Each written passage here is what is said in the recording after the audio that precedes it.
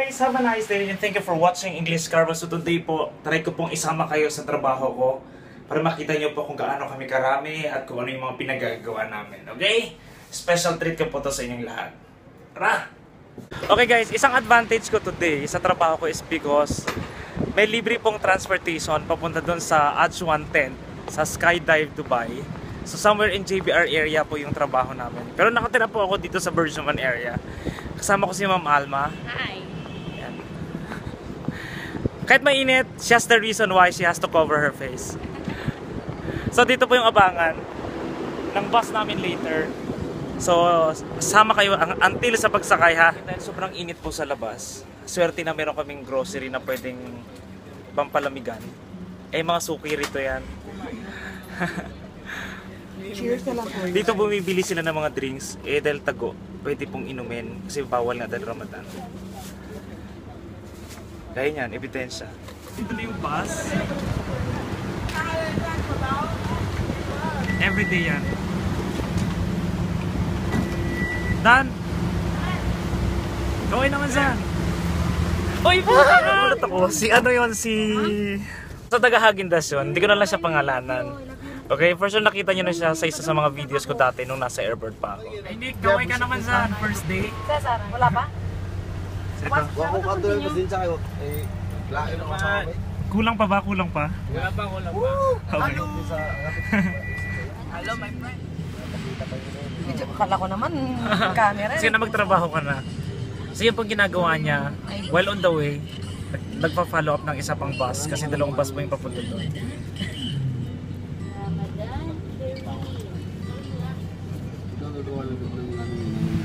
As per request. Bati na. Saan kayo sa Pilipinas? Davao. Cebu. Taga-Visayas wala mga tao rito ha. Afghan. Taga-Afghanistan. EJ, kilala mo to? Eh, kilala ka daw niya. Okay, trabaho. Ako sa balita dyan. Okay lang, kahit may bagyo. Ah? Okay lang, kahit may bagyo. Kailan ka huling kumain? Ha? Muy daw. Moy, tawag ka. So dito guys, meron pong one and only Filipino FM station, yung 91.1. Yun yung tag radio. Kaya nakakatuwa. So, feeling mo talaga nasa Pilipinas ka. Nagano mo resibo ang pusa. Ako sa kanisa. So ayun po ang first alarm. Kita rin sa taas. Nangyari ko rin. Sabot din yung suntikay. Ito yung famous sa twisted building dito sa JBR area. Pangalan niya na Building Infinity. Okay, so dito na kami sa location Skydive Dubai. Last day.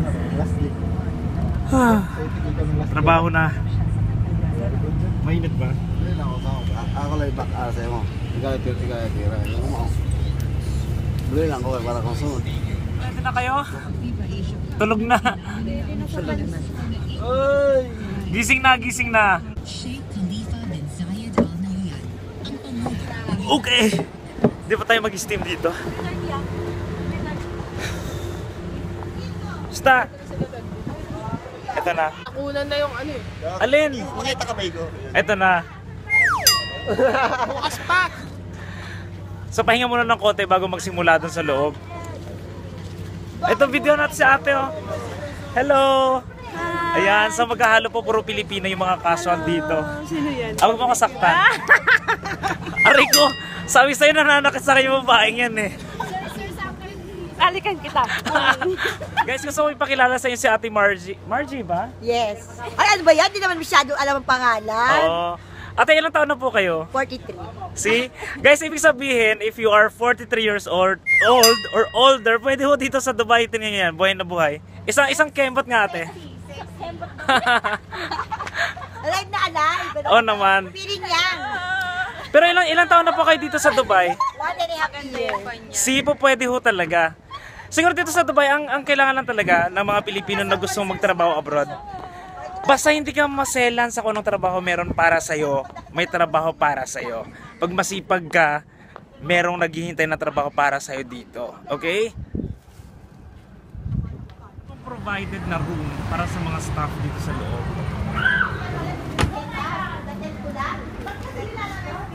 Hello girls! Ito yung girls room. Grabe, ang dami. Hello! Hi! Ang dami nila. Hi, sir! Hi, sir! Love you, sir! Hello! Ayan. Ready na. Alabas na po. Ito naman sa guys. Mas magulo dito. Kung nandito sila. Oh, sugal to, sir. Hi. Ba't kayo nagsusugal? Binig siya. Sir. Aba, mas tahimik dito ah. Ito na po yung ads 110. Habang nagpapahinga ang iba. Ano ba yung pinaparating sa'yo? Ganito siya kalaki. Kilala ko sa inyo. Yan si Teresa. Kumusta? Madrama na Teresa. Bakit Pawis. naman? Pawis ba yan o luha? Pwede rin luha. O bakit ano nangyari? ayaw niya Pagod lang. okay, pagod Smile lang. pa din ulit. Sa may weekdays ngayon, hindi ka mapapagod. Sana, inshallah. Okay. Saan ka nga sa Pilipinas? Tagig! Hi, Tagig! Sa lahat ng Taguig. Okay, ito po yung bagong mundong iniikutan ko ngayon. Just an information guys, hindi po talaga dito ako nagtatrabaho, okay? Our company has a catering services kasi na ino-offer. So right now, since 1 month po yung Ramadan, nagkataon po na mayroon po silang Mama's Catering. And since training po ako, kaya dito po ako pinadala for me to learn yung new food, yung ibang klaseng customers that we have. Kaya I'm adjusting to it guys. It's really busy because we're like working for 12 hours every day from 5 p.m. No. Actually, gising na kasi ako ng 4 p.m. until 4 in the morning.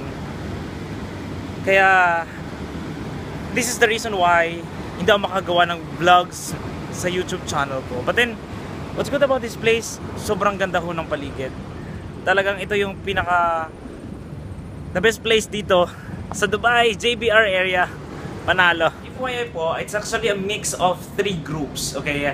Our company has 2 restaurants kasi. We have the Zarub restaurant and then the Meza House. Okay, both are Levant cuisine yung ino-offer. Yung dalawang grupo na yon, may mga staff na pinadala dito plus yung 60 plus na mga Filipino casuals. Sila po yung Filipinos who are coming from different companies na wala po silang trabaho during Ramadan. So lahat po sila yung nakabakasyon. So while on vacation, they are taking advantage of that time para po mag-part-time. Kaya mga part-timers po sila. And yun yung sipag ng mga Pilipino kapag nasa abroad. Kailangan wag niyong sasayangin yung araw, yung oras na meron kayo to earn money.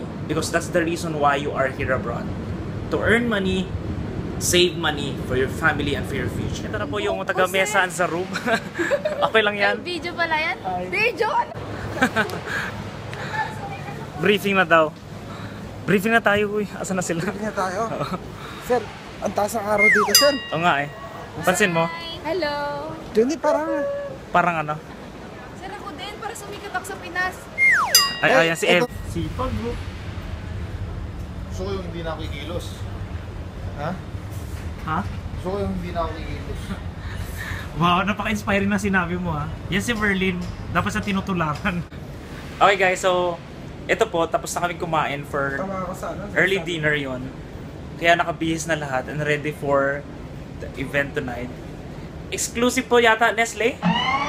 Nestle? Nestle nga ba? Nestle? I think it's Nestle company. Yung Sorry, Nestle? exclusive po para sa iftar namin today. For healthy. Okay, bawal smoking ha, no smoking for Nestle company. Kaya pinatanggal po lahat ng mga ashtrays. Pero shisha later available, so parang ano yun, contradicting naman. On behalf of top management, I would like to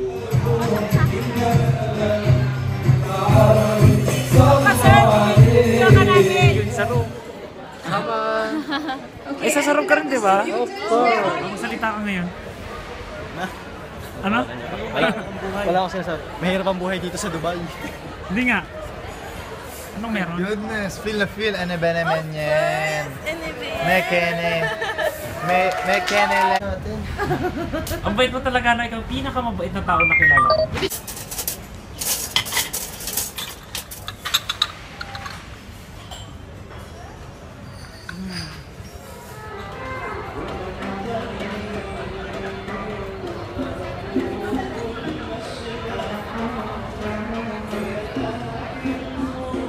Uwian na! O bakit lang? I'm sad. Naiyak ko. Pero kumusta na ba yung boyfriend mo? Okay na siya? Ano ba yan?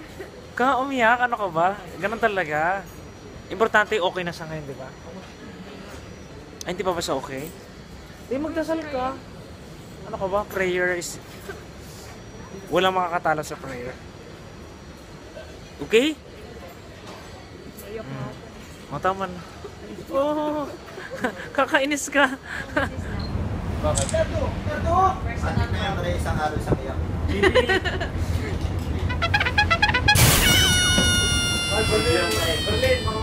Uwian na, uwian na. Isa pa! Ay, kuya! Ay, tatlo! Ay, apat! Kaya, talaga. Picture! Sakit ng Pinoy. Ay, hindi, sakit na ng lahat yan. Gusto pa nga ako. Pakita ang abs. Baka na gusto pa nga. Pagod ka? Hindi mo pagod ka? Siyempre. Siyempre. Laki ng runner eh. Gawis ano, 5? Alin? Oh, anong ginagawa mo? Nagdadasal ka? Ayos. Sideline ng mga to. Ano nangyari? Ayun na, si Legal White. Oh, ate, isuot mo na yan, isuot mo na yan. Di ba sa bar hinuhubad sa kanya sa'yo, isuot mo? Six bomb! Ang kulit.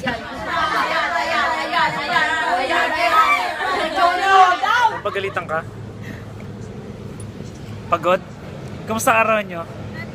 Lahat, halo-halo na. Araw-araw ganito. So at least yung Masaya. importante, uwian na. Sa huli.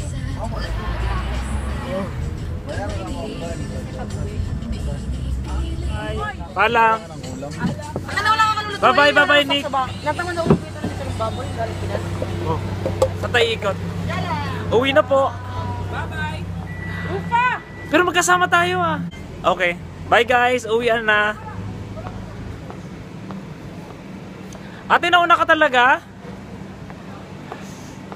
Ang oras po ay 5 minutes before 5 o'clock. Uwi na po kami. Julie, wala lang ng ulam ha.